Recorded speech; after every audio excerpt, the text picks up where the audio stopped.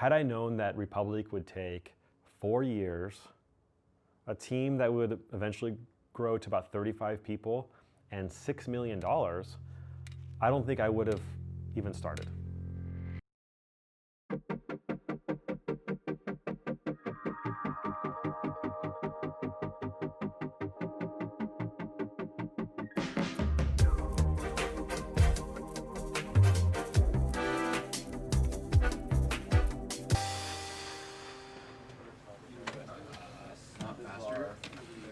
Like the scope of that, making like a true random guard, because like.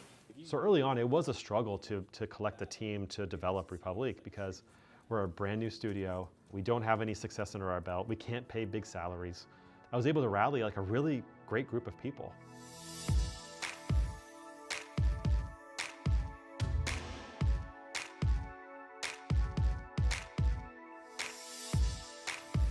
Friend of a friend was like, I heard of this company and they just launched this like successful Kickstarter and you should check it out, and they're looking for an animator. And I looked them up and I was like, oh, it's a stealth action game and I love those, and this could be it. I've been unemployed for so long, like, here we go. This is the one I'm really excited about. I was in school at the time. When I heard the news that Ryan had left Microsoft and was starting his own company, I just kind of like cold emailed. I said, I don't know what you guys are working on or what you got going on, but if you need a summer intern, I'll do anything. I was lucky because, you know, they interviewed me at the coffee shop, which was really casual.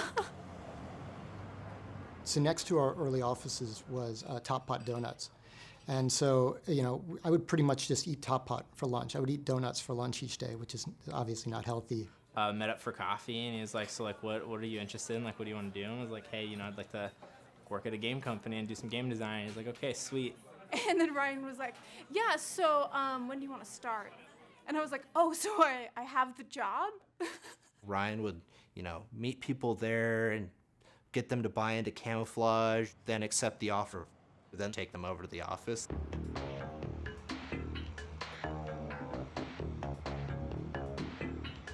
Our office was a dilapidated old bank building. So, yeah, this is Camouflaj. We've got some really cheap rent. It's just like a nice open space where we can get a lot of work done. The ceilings had caved in. Not very clean.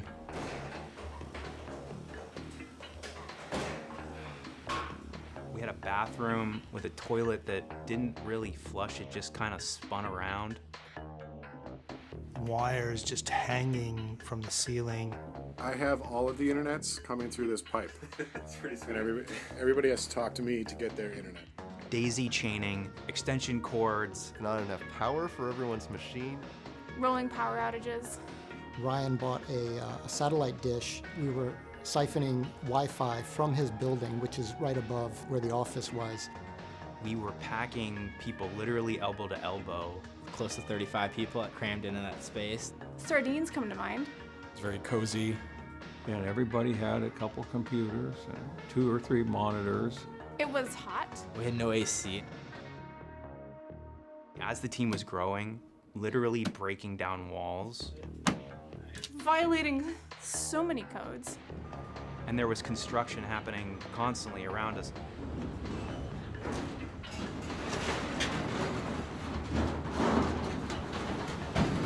Desk would just start vibrating for like 2 hours. Our office rent per month was about $800. I guess you get what you pay for.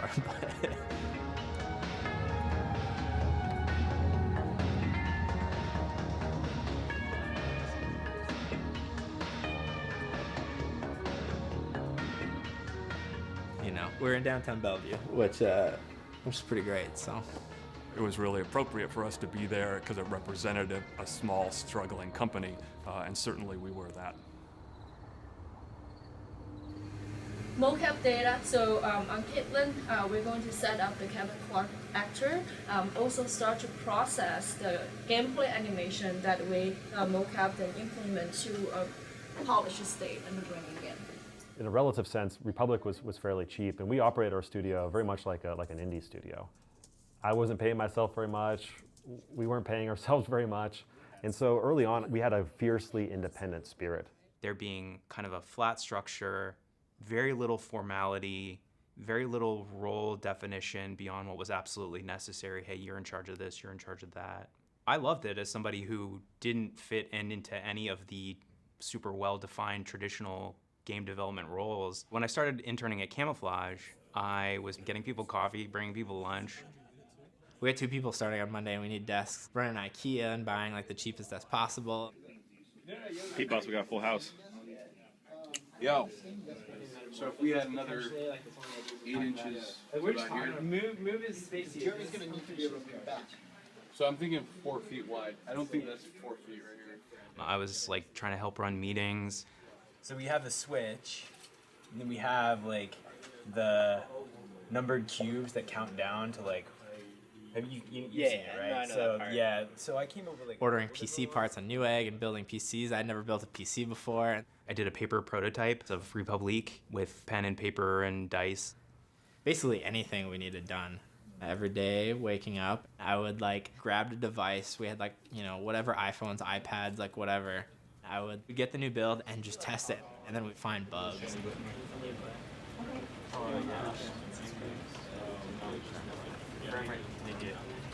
I had just come on to the project. We had one cinematic that was finished that they had used for the Kickstarter.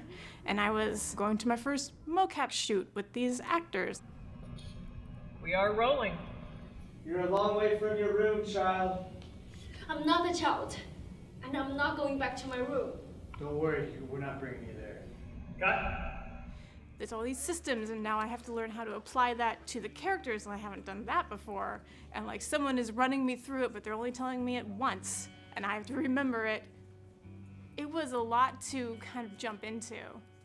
A lot of the veterans that we worked with, they would kind of come in and be like, this is so refreshing, you know, we're like, I'm back to like my indie roots, away from the corporations. But yeah, it felt scrappy. I had experience with working in motion capture when I worked at Monolith. Caitlin and I and Brendan were sort of like this 3-headed monster. Brendan would write these elaborate scenes, and then he'd get together with Caitlin and I, and we would discuss the cinematics and how they would play out. Most of the people that were working there were young, sort of fresh out of school, not a lot of experience, but super talented, just hungry. And then there were a few older people, such as myself, who were there to mentor. Since you have to go through so many things here. Oh, like if... Because these 2 checks are faster than this check. And you have no, like, in fact, you could put all of these on one if, right? Oh, okay. And I would do this one last. Okay. The people that worked there were all there for a reason, and it's because they believed in the project, and because of Ryan, and because of Brendan Murphy, and your belief that they were really making something special. Early on with République, it was just Ryan and I beating out the story. He could even say like, hello, I'm Cooper. You may remember me from the guy who gave you the tour of the facility. Yeah. I mean, is that too on the nose, or is it like... That's good. In writing a movie script, an explosion happens, and you don't pay any thought to, you know, is that explosion going to be CGI or is it going to be practical effects or whatever. In a game, however, I had to sort of rethink the sort of details based on what was achievable given like the amount of time we had and the budget we had. Unqualified disaster. And on the eve of the arrival, no less. Everything is fine, Sal. Fine? There's this moment where we meet the villain for the first time, the Overseer, and he was going to have this kind of grand entrance where he's going to like walk into his office by like pushing open these French doors. And then I was told, well, we can't animate hinges on a door. We don't have the budget for that right now. So the doors need to be like Star Trek doors, like shoo, shoo. The storytellers of a game are actually not the writers, I believe. I think the storytellers of a game are the designers. We wanted Hope to feel like she was alive. The thing we were trying to simulate was you as this person who can see her through all of these security cameras, telling her what to do and where to go. Touch somewhere on the screen, and we're simulating that. Look at today's build. Last night we took a look and just so much improvement get in. I was very impressed, and I remember Greg was saying, I only take this to show my family now, right? So I feel like it's kind of a tipping point that we finally reached, that people start to see how good the game can look. Cool. So we gonna play? Let's do it. I want to say early development days of République, I thought that we could make the whole game for somewhere between like $1 to $2 million, which was a lot of money. I knew that we're going to need to get some help. But yeah, it's, at the end of the day, it ended up coming about 3 or 4 times that. The other thing is, yeah, we have Jeff in today. We're going to be out meeting with our law firm, and I don't know what we're going to be talking about, but I'm sure it's going to be very exciting. Sounds like fun. At a certain point, it became evident to us that it's going to be a miracle if we can complete this game. So we need to scale this thing down. We realized that we were not going to ship Republique as one product. It was going to have to be episodic. We had to do it because we did not have the cash flow to build out the entire game as Ryan envisioned it to be. Well, we wouldn't have survived. By just focusing on episode 1 for $4.99 on the App Store and then shipping the season pass for $15, we can actually get the revenue that's required to help us finish the rest of the game. I remember talking to Ryan at one point. He's like, how well do you think this game's gonna do, right? In total, just give me your, in terms of gross revenue, just how much, and he was like, maybe 4 or 5 million. And I was like, Ryan, if this game does half of that, okay, it's gonna be a major victory. But I had an interesting conversation with Bernice this morning about that, where I agree with her that, you know, there's this danger if we keep working on the demo, like the game's not gonna get done. When we were missing our production deadlines, that it was taking us longer and longer to make the game. And the truth is, if Robert Payton hadn't come in, Ryan's dad, the company wouldn't have lasted a year. That's the biggest ask I have for you guys, is to be thinking about the clarity of the operation. Because I think if we're all clear on the same page, I have a high degree of confidence we have the right people in the room to deliver, right? And then the pressure will come for us to make sure we can actually finish the game next year on time. So I think if you guys can deliver by year end and by GDC, I think we can deliver to the fans the game that we promised. The vibe in the studio was a mix of excitement and joy, and you know the stresses that come along with having a startup. You lie? Anything else that doesn't There was really an amazing sense of camaraderie, and you know we're all pushing late, pushing nights, just watching this thing that we've been working on so hard come together. It was really exciting, actually. You know, the thing I remember very vividly is the night like we finally uploaded it to Apple. We are cutting everything and anything that is using any tiny bit of our internet. Why are we doing that? So that we can leave here before sunrise. Push the button. So application. Wait, what time is it? What date is it? It's 4:53 a.m. on November. What is it? Thanksgiving. Is this 27th? 28th now. 28th now. Thanksgiving. I'm gonna click this thing called submit. We're so tired. We don't even know what this does, but we're hoping it goes somewhere cool. So based on our internet speed, what's the estimated time that it's going to hit the Apple servers? Maybe 2 hours.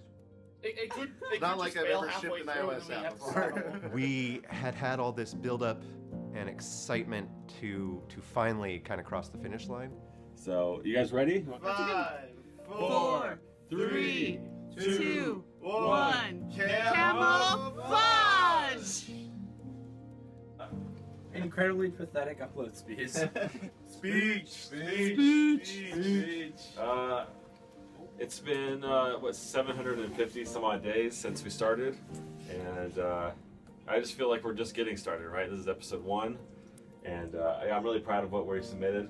I really appreciate everybody's hard work. It's been a really fun journey so far, and yeah, the game's crazy. Like I don't know what we're trying to do on these like devices, and yeah, it's I hope that this is just the first of many really unique, kind of daring, risky, innovative kinds of projects that we do as a team. So, thanks, guys.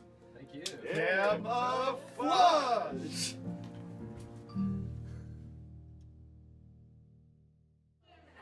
Oh my gosh. Oh no, okay. Okay, so I don't have anything to say other than I love you guys, every one of you, every single one of you guys. So, you know, I don't have much more else to say other than let's have some cake.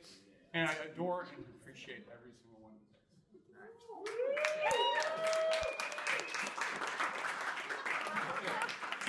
I'm not doing more than that.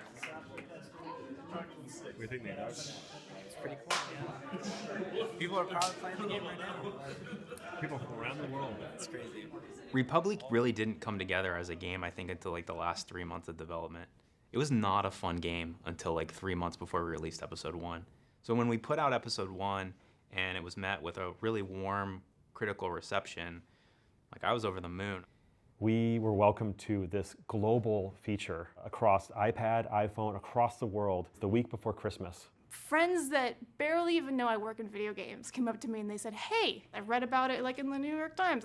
I know about your game." Yeah, I know, I made that. For the next 2 weeks, you're gonna see it every time you open your iPhone in the App Store. It's like right there. And that was the holiday season where premium games took a backseat to free-to-play.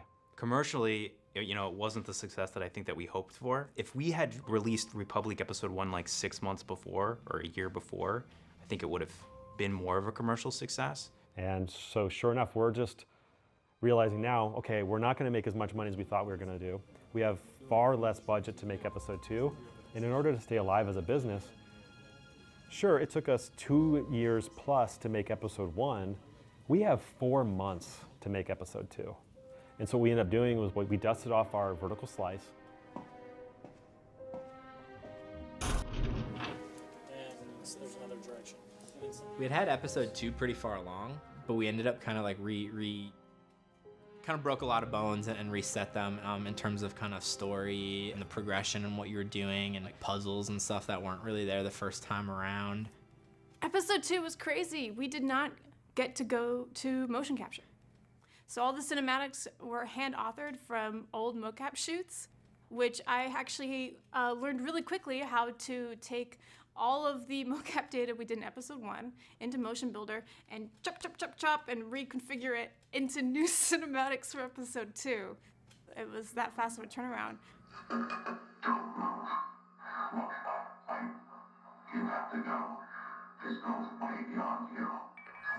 You know, a lot of it's kind of just like a blur a little bit, so it's so nuts.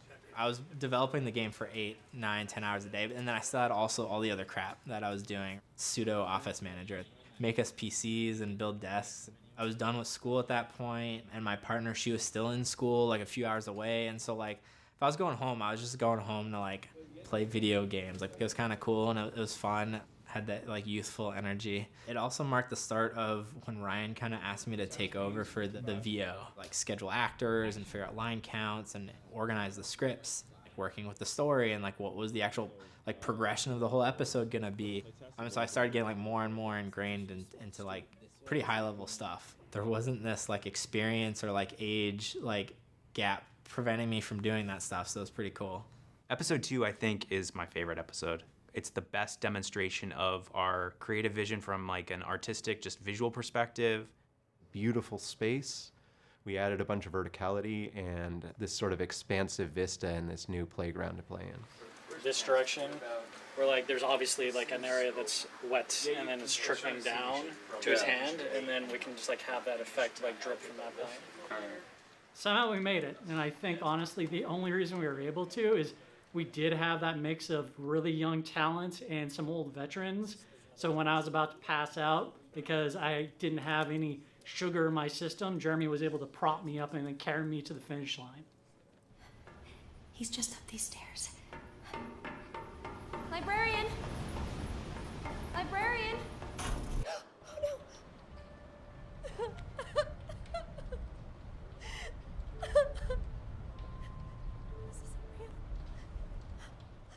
I think the character performances are fantastic. I think the story moments are fantastic. As a slice of Republic, I think it's the very best. And in 4 months, I still can't believe we did this in 4 months. In 4 months, we shipped episode 2.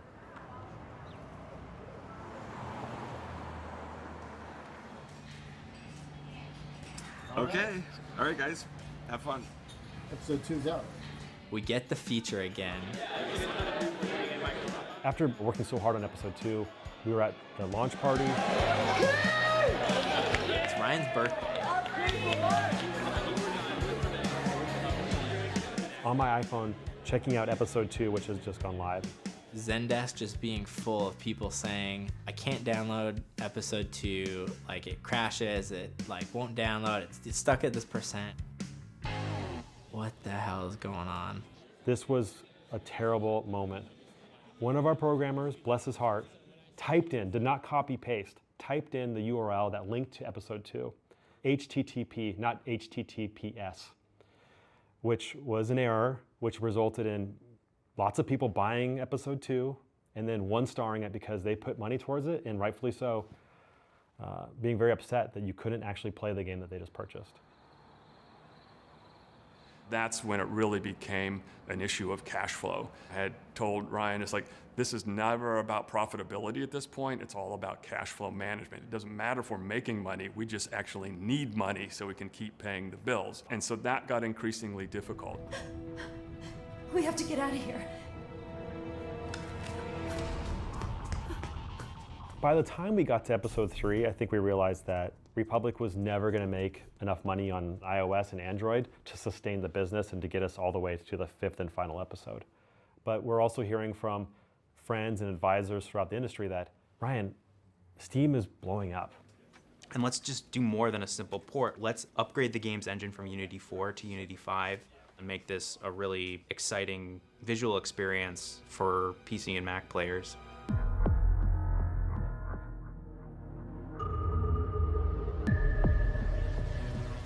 Ryan's craftsmanship as businessman came out when he went to Unity. They were looking for good quality titles that showed off their technology. Please, I need your help. I don't have much time. Did you do that? They're right there.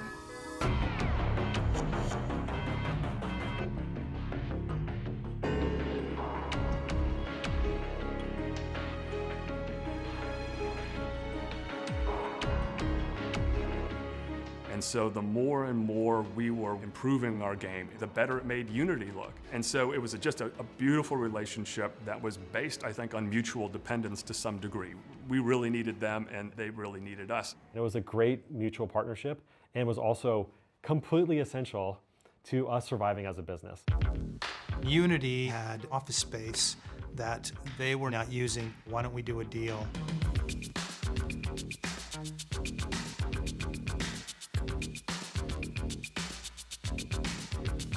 We had, Unity engineers, Unity artists, Unity animators that we could always go and just talk to.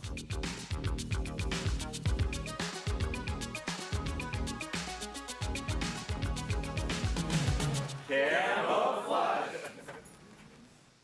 Thus began the Herculean effort of stopping midway through the production of an ongoing game and make Republique Remastered. We rebooted episode 3, which is why it took longer. I actually got to basically own a piece from start to finish. So empty Unity scene, carving out Geo, iterating on it. So we settled on this mouse and keyboard scheme, went around, had friends of the studio play test the game and give feedback. I felt confident about this being not only a good experience relative to mobile, but maybe even better. That I actually think is my preferred way to play the game. The art team had to redo a lot of the art content for all 3 episodes. All the environments and shipped a really amazing looking episode 3 on PC. Well, episodes 1, 2, and 3 on PC. Good evening, citizens of Metamorphosis. As we make our final preparations, we must be extra vigilant. Keep a watchful eye out for our Republic. When we released what was then dubbed Republique Remastered on Steam, we were featured in the Steam store. But by that time, once again, we had arrived 6 months or something too late. The indie apocalypse had already just taken over. It was on the front page of Steam for maybe 4 hours. We got smashed by a game that was just kind of like a weekend project, and it was kind of like the flavor of the day. We still have 11,000 Kickstarter backers that we've promised to deliver this content to, and we have at least another year or 2 of development ahead of us for the remaining 2 episodes. Which, by the way, at this time, I'm still not convinced that we're gonna finish this series. It was scary, and we don't have much money in the bank. And so I shifted my focus towards finding, for the first time, a true publishing partner. And thankfully, we found a home with the Japanese publisher, GungHo. and they helped us fund episodes 4 and 5. I'm forever thankful for those guys to help us do that, and that's a great success story for us.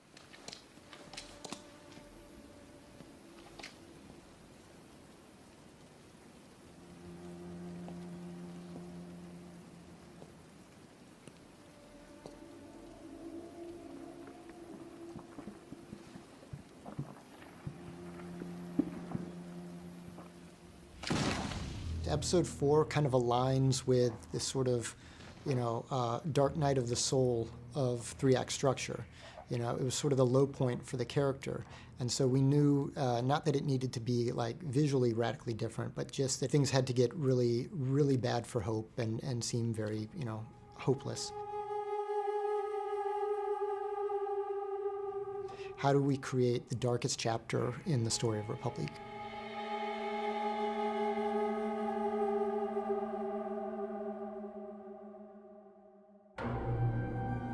It'll be the episode where you either like love it or hate it. We kind of threw out the book a little bit on what the moment-to-moment gameplay was and a little bit what the story was, and like really just kind of threw a curveball for like basically the whole episode.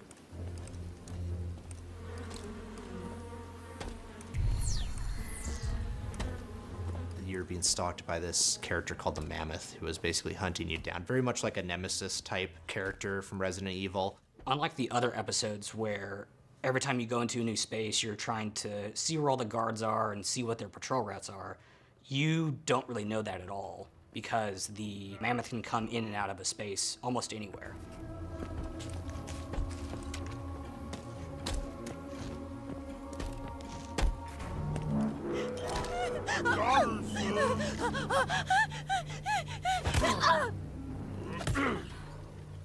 You follow the directive well. Thank you, sir. Caitlin played Hope. I would be the Mammoth. What? You come here, grab, pull. I punch you, and I punch you. He was meant to be really super tall and slouchy. I'm a bit of a sloucher. Speed. Slate. Take 78. Action. My gate. Our gate. Yes, sir. You're right, sir. Ted and I just kind of got to go like with whatever direction we wanted to. The key.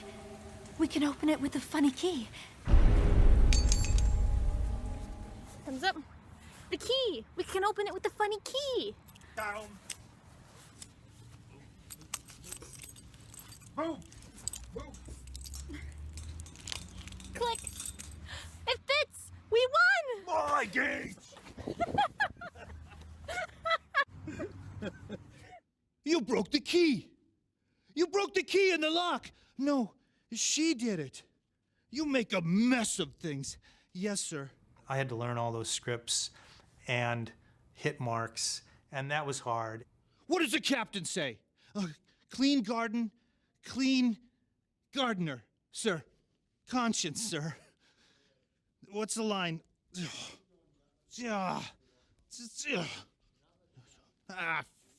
I can't remember it. Pick this up. Yes, sir. Pick this up now. You know what the captain says. Clean garden, clean conscience, sir. It's such a contrast to the guards just like, okay, back to your cell or whatever. By the time you hit episode 4, you've gone through the kind of normal gameplay loop a lot. And we wanted to kind of mix it up so that when you get into episode 5, you feel like refreshed on the gameplay. Episode 5, it was a look back through the history of the game. We were going back through all the spaces you'd been in episode 1, episode 2, episode 3. We knew at the last episode we wanted to have connect all the pieces together. So episode 5 gives you a kind of a stark choice. We've had sort of an angel and devil on our shoulders up to now, Mireille and Zager. Mireille represents the beautiful lie, and Zager represents the ugly truth. No killing. We turn their hearts. Better yet, we turn them into hamburger. So, Pre-Cal, how do you and your friend want to do this? There's 2 different paths. Like there's actually 2 episode 5s, each their own set of like cinematics and gameplay, and like they each have like unique mechanics that are only in one or the other. We went all out and we probably spent more than the money GungHo gave us. Like in true Camouflaj fashion, I don't think until recently we've been responsible about only spending the money that we get to make a certain thing. We wanted to send this series off ourselves in the best way we could. And I think we're setting up our legacy, right? We wanted to say, you know, even if this is not a commercial success, we're not going to give up on this game. We had the partnership with GungHo, and they were basically funding the rest of the development. And have it all culminate into a final deliverable, which was bringing the game from episode 1 to episode 5 all together on PlayStation 4. The first kind of creative, logistical hurdle that we encountered as a team was, how are you going to control the game?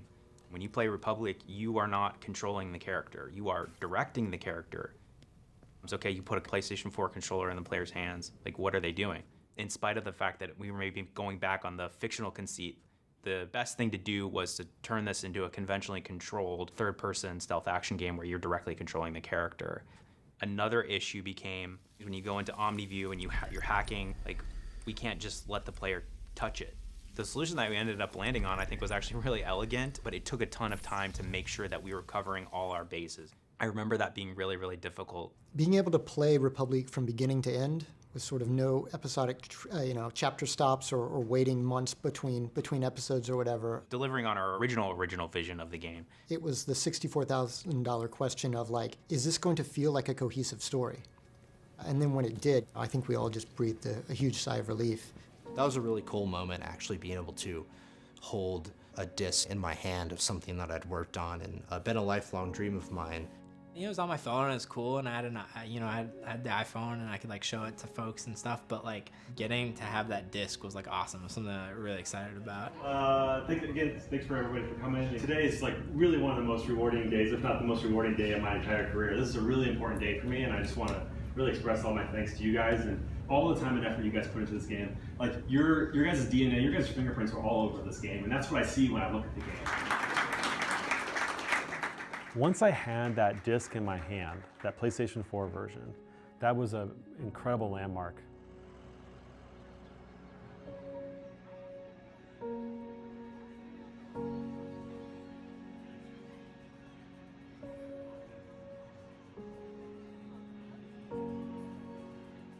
Not only for our staff, not only for their families, it's not only for me, but also for these Kickstarter backers that put all this money into the project back in 2012. I knew that I could carry that to all sorts of office spaces around the world at publishers or platforms and say, we're a real game studio and we can make real games.